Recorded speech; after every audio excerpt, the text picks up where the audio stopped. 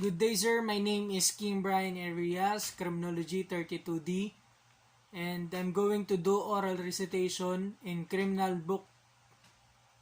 Law Book 2, and this is note-taking 1. Crimes under different titles. Title 1, Crimes against National Security and the Law of Nations. Title 2, Crimes against the Fundamental Laws of the State. Title 3, Crimes against Public Order. Title 4, Crimes against Public Interest. Title 5, Crimes against relative to opium and other prohibited drugs.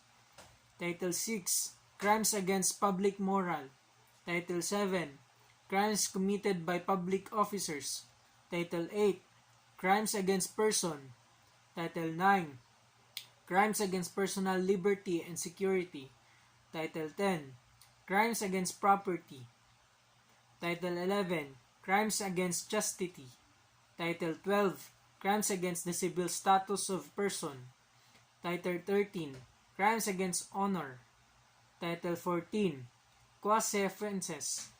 Title 15, Final Provisions. Title 1, Crimes against National Security and the Law of Nations. Ito yung mga crimes na nasa ilalim ng title na ito. Article 114, Treason. Article 115, Conspiracy and Proposal to Commit Treason. Article 116, Misprision of Treason. Article 117, Espionage. Article 118, Inciting to War or Giving Motives of Reprisals. Article 119, Violation of Neutrality. Article 120, Correspondence with hostile country. Article 121, Flight to enemy country. Article 122, Piracy and general and mutiny of on the high seas. Article 123, Qualified piracy. Article 114, Treason. Any person who owning allegiance to the United States or the government of the Philippine Island, not being a foreigner, levies war against them or adhere to their enemies, giving them aid or comfort within the Philippine Islands or elsewhere, shall be punished by reclusion temporal to death and shall pay a fine not to exceed 20,000 pesos. No person shall be convicted of treason unless on the testimony of two witnesses, at least to the same overt act, or a confession of the accused in open court. Likewise, an alien residing in the Philippine Islands who commits act of treason as defined in paragraph 1 of this article shall be punished by prison mayor to death and shall pay a fine not to exceed 20,000 pesos as amended by Executive Order Number 44 on May 31, 1945.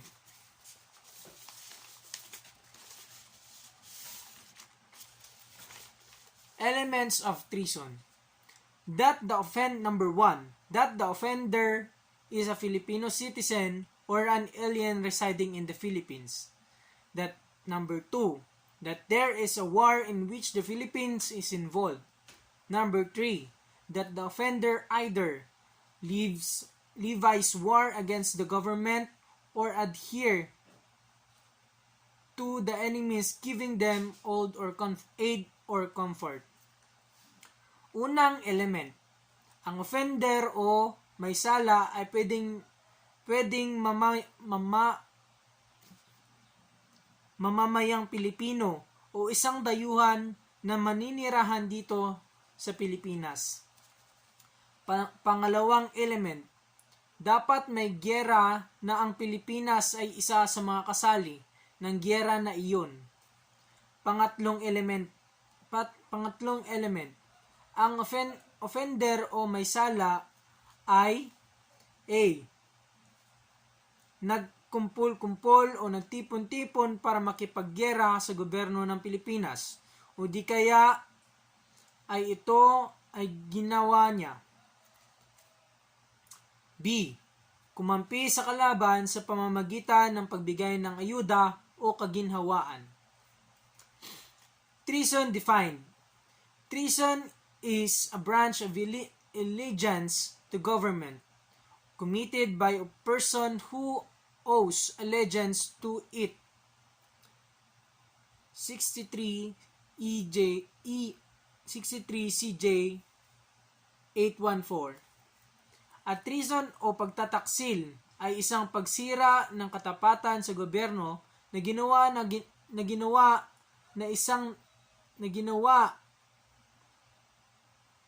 isang tao na may katungkulang maging tapat sa kanyang gobyerno. Allegiance defined. By the term allegiance meant the obligation of fidelity and obedience which the individuals owe to the government under which they live or to their sovereign in return for the protection they receive. 52 AM JUR 797. Ang allegiance o katapatan ay isang obligasyon ng pagiging matapat at masunurin na pagkakautang ng bawat isa sa kanyang gobyerno na sa ilalim nito sila protektahan. Treason cannot be committed in time of peace. Ang ibig sabihin nito, kahit ang ginawa ng isang Pilipino o dayuhan na ninirahan dito sa Pilipinas ay pagtataksil sa gobyerno, hindi ito matatawag na treason kung wala namang giyera o digmaan sa ibang bansa na ang Pilipinas ay kasali. Two ways or modes of committing treason.